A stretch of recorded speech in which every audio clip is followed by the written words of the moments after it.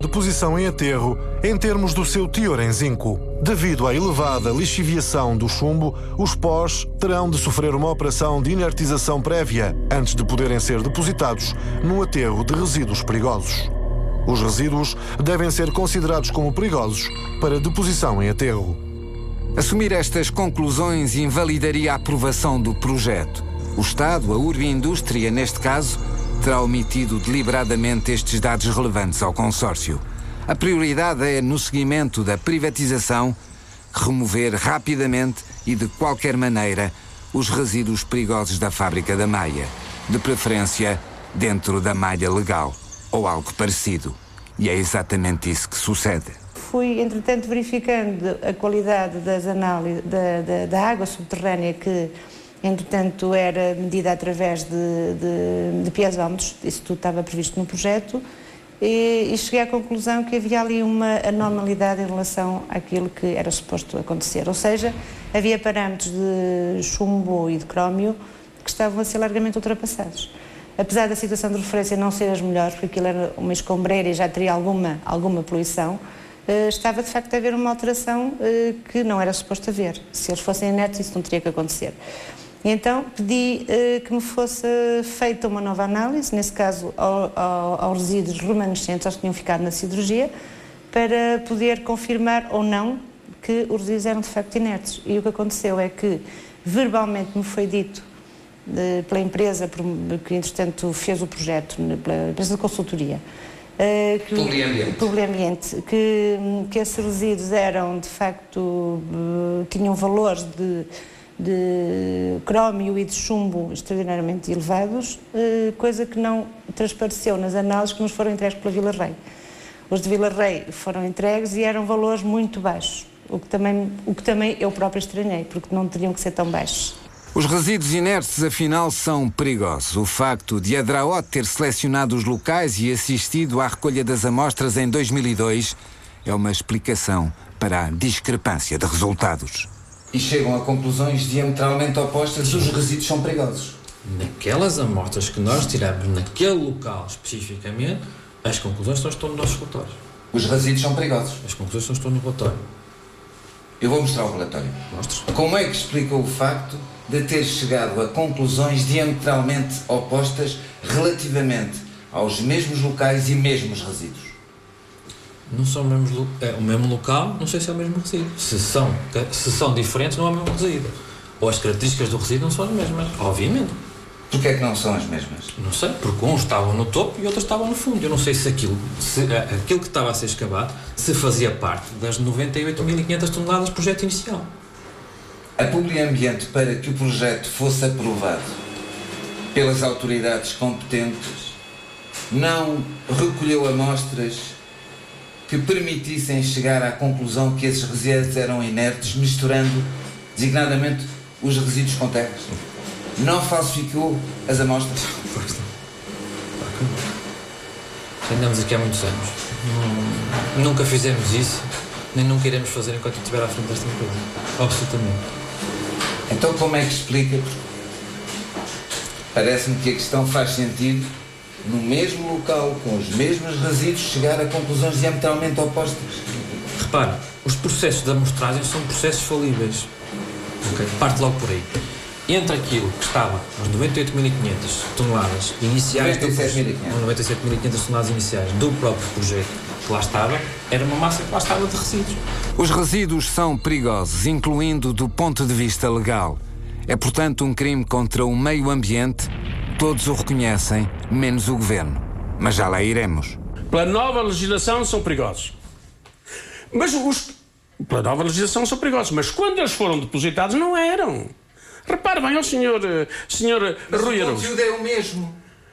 Mas a legislação é diferente, tanto mais que, peço desculpa, como a legislação agora se tornou mais rigorosa, os restantes que lá ficaram e que a Terra e Minas não tirou, já tiveram de ir para o aterro da Ecodial, que é na Chamusca, que é um aterro de resíduos perigosos. Isto é, na altura matavam legalmente, hoje matam ilegalmente. Mas é isso mesmo. Ninguém ou quase ousa assumir responsabilidades. chamar os criminosos pelos nomes.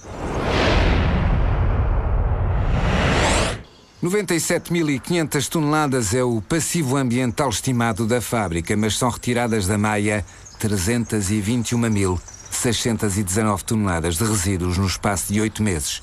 E ainda lá ficam umas 50.000.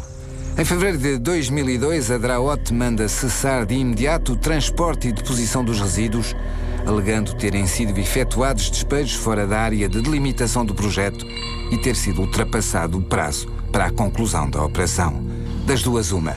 Ao levantamento topográfico efetuado em fevereiro de 1997 por uma entidade independente foi mal feito, o erro é superior a 380%, ou houve fraude sobre faturação.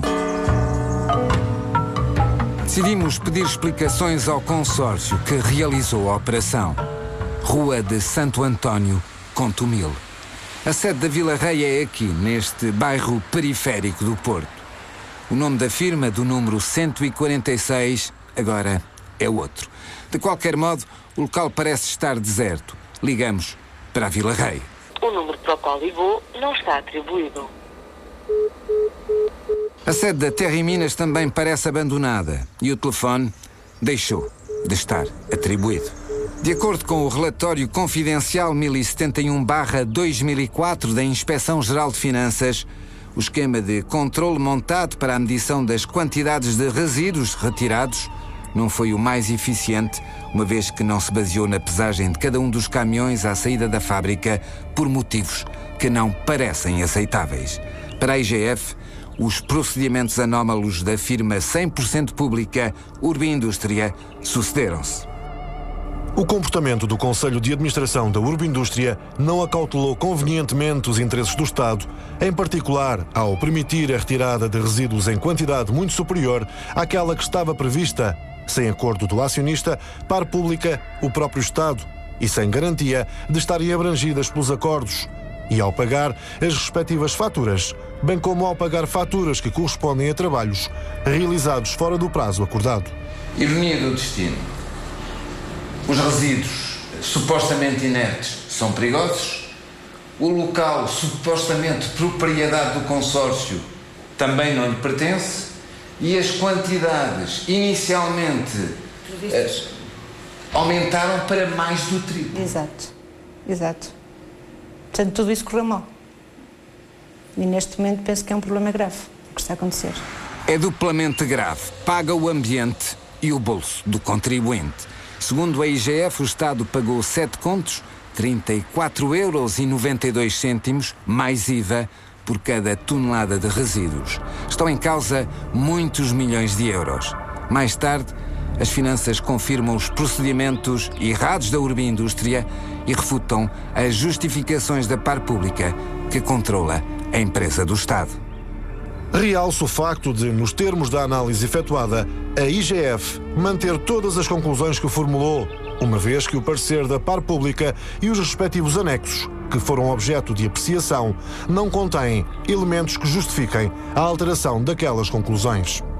A TVI solicitou uma entrevista a João Plácido Pires, administrador da par pública na altura dos factos.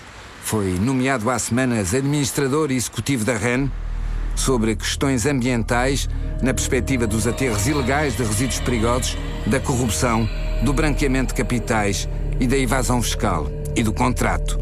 O pedido foi recusado. A resposta à TVI do assessor de imprensa da par pública contém, inexplicavelmente, ou talvez não, uma mensagem do administrador. Não sei quase nada disto. Não tenho conhecimento nem envolvimento no assunto para poder ser entrevistado.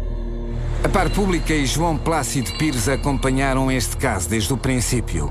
Esta carta, por exemplo, enviada pela Urbindústria ao administrador da par pública em 2002, sobre os pós da Maia, demonstra-o. A TVI tem em seu poder mais documentos da Urbindústria, Enginor, Terra e Minas e até do Ministério do Ambiente, endereçados nos 4 anos seguintes à par pública sobre esta matéria e até cartas assinadas por João Plácido Pires, que também participou em reuniões sobre este assunto. Mas não são só os documentos que comprovam o amplo conhecimento que a Par Pública e o seu administrador têm sobre São Pedro da Cova, apesar